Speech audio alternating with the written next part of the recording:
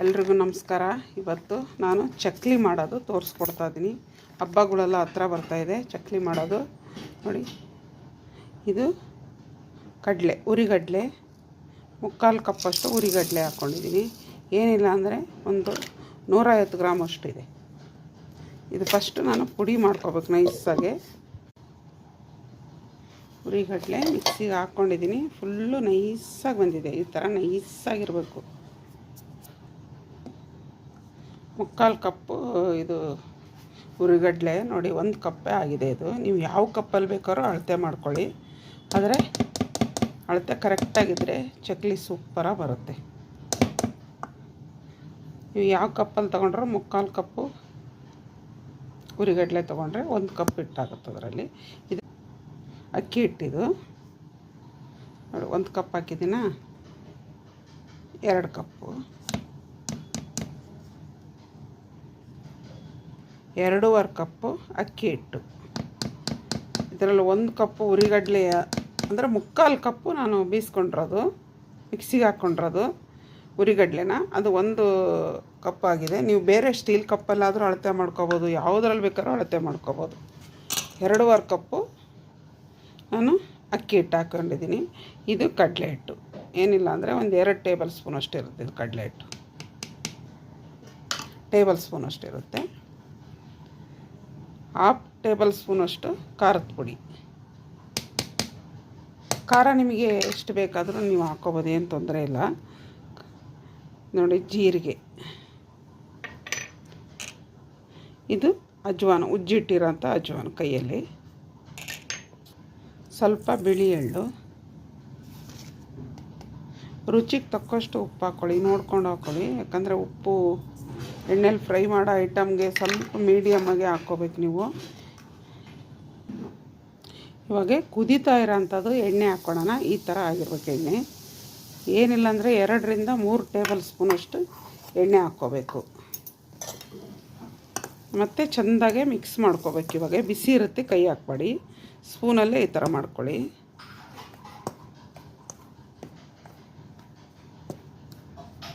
ಈ ಥರ ಗಂಟೆಲ್ಲ ಹೊಡ್ಕೋಬೇಕು ನೀವು. ಎಣ್ಣೆ ಹಾಕಿದ ತಕ್ಷಣ ಅದಂಗೆ ಆಗಿರುತ್ತೆ. 2 ರಿಂದ 3 ಟೇಬಲ್ ಸ್ಪೂನಷ್ಟು ಎಣ್ಣೆ ಹಾಕ್ಕೋಬೇಕು. ಈ ಥರ ಟೇಬಲ್ ಸ್ಪೂನಲ್ಲಿ.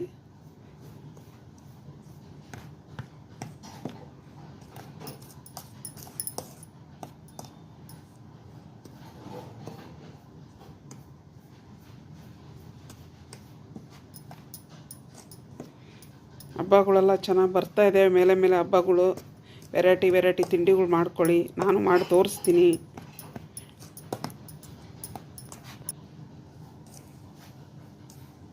ಕೈಯಲ್ಲೇ ನೀಟಾಗಿ ಮಿಕ್ಸ್ ಮಾಡ್ಕೊಳೋಣ ನಾವು. ಯಾಕಂದರೆ ಸ್ಪೂನಲ್ಲಿ ಕಷ್ಟ ಆಗುತ್ತದು, ಎಲ್ಲ ಕಡೆ ಮಿಕ್ಸ್ ಆಗಲ್ಲ.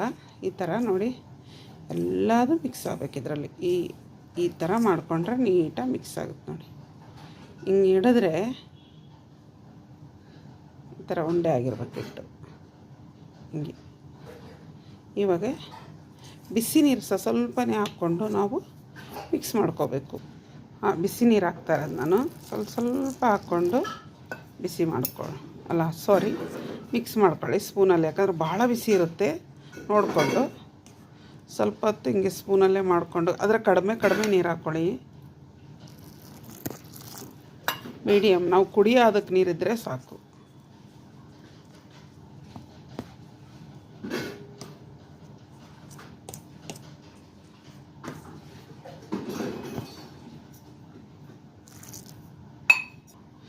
ಖಾರ ಸ್ವಲ್ಪ ಕಡಿಮೆ ಹಾಕ್ಕೊಂಡ್ರೆ ಮಕ್ಕಳು ಕೂಡ ತಿನ್ಬೋದು. ಈ ಥರನೇ ಹಾಕ್ಕೋಬೇಕು ನೀರು. ಒಂದೇ ಸರಿ ನೀರು ಹಾಕ್ಕೋಬೇಡಿ ನೀವು, ಮತ್ತೆ ಮೆತ್ತಗಾದರೆ ಕಷ್ಟ. ಅದು ಮೆತ್ತಗಾದ್ರೂ ಏನಿಲ್ಲ, ಮತ್ತು ಸ್ವಲ್ಪ ಅಕ್ಕಿ ಹಿಟ್ಟು ಹಾಕ್ಕೋಬೋದು ನೀವು. ಇವಾಗ ನಾನು ಕೈಯಲ್ಲಿ ನಾದ್ಕೊಳೋಣ ಚೆಂದಾಗೆ. ಕೈಯಲ್ಲಿ ಸಾಕು. ನೋಡ, ನೀರು ಬೇಕಾದರೆ ಹಾಕೊಂಡ್ರಾಯ್ತು. ಇವಾಗ ನಾದ್ಕೋಬೇಕು. ಬಿಸಿ ಇದೆ, ಕೈಯಲ್ಲೇ ನಾದ್ಕೋಬೇಕು.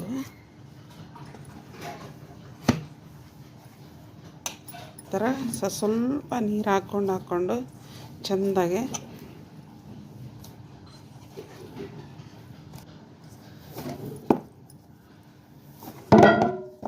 ಮೀಡಿಯಮ್ಮಾಗಿರ್ಬೇಕು ಹಿಟ್ಟು. ನೋಡಿದ್ರೆ ಅದಕ್ಕೆ ಕಲಿಸ್ಕೋಬೇಕು. ಜಾಸ್ತಿ ಗಟ್ಟಿನೂ ಇರಬಾರ್ದು, ಜಾಸ್ತಿ ಮೆತ್ತಗೂ ಇರಬಾರ್ದು, ಮೀಡಿಯಮಲ್ಲಿ ಇರಬೇಕು. ಇವಾಗ ಎಣ್ಣೆ ಕಾಯಕ್ಕಿಡೋಣ ನಾವು.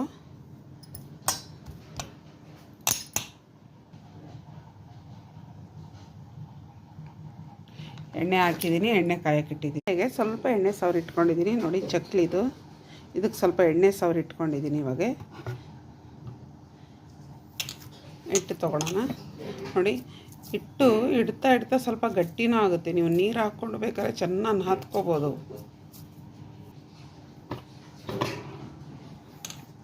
ನೀರು ಹಾಕ್ಕೊಂಡು ಚೆನ್ನಾಗಿ ನಾದ್ಕೊಂಡ್ರೆ ತುಂಬ ಮೆದುವಾಗೆ ಬರುತ್ತೆ ನೋಡಿ. ಅದಕ್ಕೆ ಇಟ್ಬೇಕು. ಹಿಟ್ಟು ಇಷ್ಟಿಷ್ಟು ಹಾಕ್ಕೊಂಡ್ರೆ ಸಾಕು. ಇದು ಅಷ್ಟೇ, ಸ್ವಲ್ಪ ಎಣ್ಣೆ ಹಚ್ಚಿಟ್ಟಿದ್ದೀನಿ. ಇಟ್ಕೊಂಡು 2 ಕೈ ತಗೊಂಡು ನೋಡಿದ್ರೆ ಅಷ್ಟು ಚೆನ್ನಾಗೇ ಬರ್ತಾಯಿದೆ,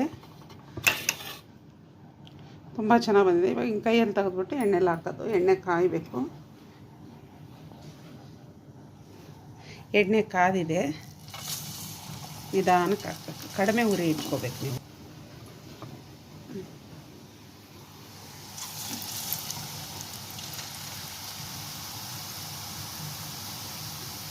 ಕಡಿಮೆ ಉರಿ ಇರಬೇಕು.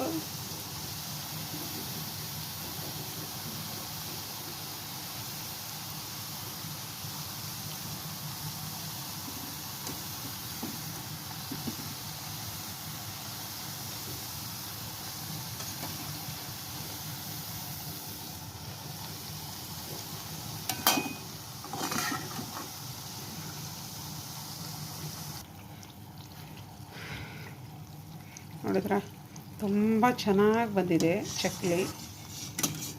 ಅಷ್ಟು ಅದ್ಭುತವಾಗಿ ಬರ್ತಾಯಿದೆ. ಎಣ್ಣೆ ಹಿಂಗೆ ಮಾಡಿದರೆ ಇರೋ ಎಣ್ಣೆ ಎಲ್ಲ ಇಳಿದೋಗ್ಬಿಡುತ್ತೆ. ಇನ್ನು ನೀಟಾಗಿ ರೌಂಡ್ ಮಾಡ್ಕೋಬೇಕು. ನಾನು ಇಷ್ಟರ ಮಟ್ಟಿಗೆ ಮಾಡಿದ್ದೀನಿ.